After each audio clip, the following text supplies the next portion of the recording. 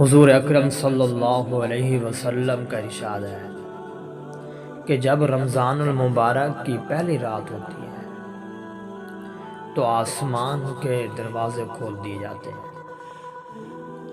اور ان دروازوں میں سے کوئی دروازہ رمضان المبارک کی آخری رات تک بند نہیں کیا جاتا۔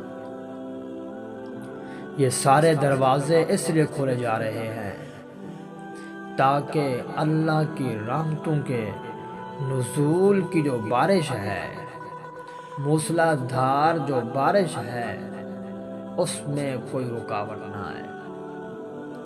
حالانکہ اللہ تبارک و تعالی اپنی رحمت کو بغیر دروازے کھولے بھی پہنچا سکتے ہیں، لیکن چونکہ انسان اسباب کی طرف دیکھتا ہے تو فرمایا کہ اسباب کے درجے میں ظاہری طور پر بھی کوئی رکاوٹ نظر نہیں آنی چاہیے۔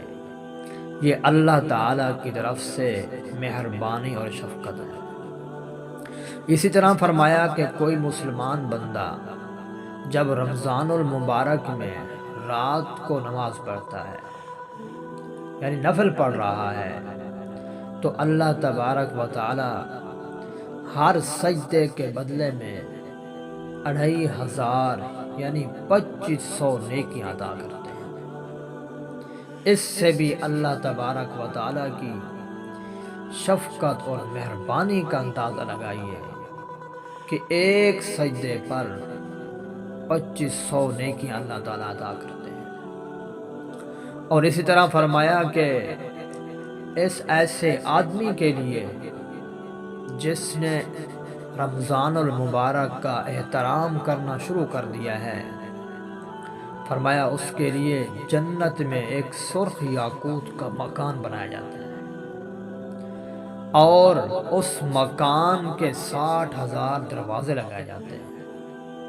کمال ہے، ایک تو یاقوت سے بنایا گیا ہے، اس سے اس مکان کی خوبصورتی اور قیمت سامنے آئی۔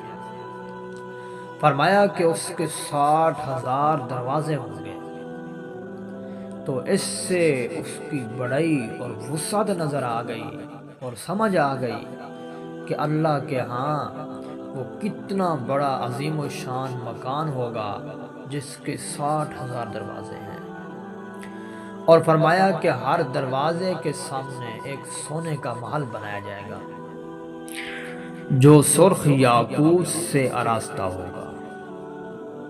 پھر جب رمضان المبارک کے پہلے دن کا روزہ رکھتا ہے آدمی، تو اللہ تبارک و تعالی اس کے پچھلے سارے گناہ معاف کر دیتے ہیں۔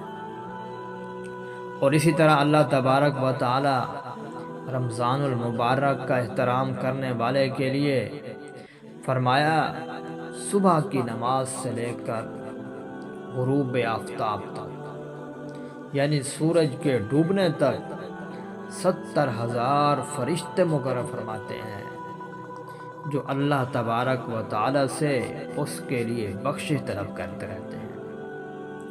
اور رمضان شریف کی رات یا دن میں اللہ کے سامنے اگر کوئی سجدہ کرتا ہے، دوسرے انعامات کے علاوہ فرمایا ہر سجدے کے بدلے میں ایک ایسا اللہ تعالیٰ درخت عطا کرتے ہیں جس کا سایہ اتنا زیادہ ہے کہ سوار 500 برس تک چل سکتا ہے۔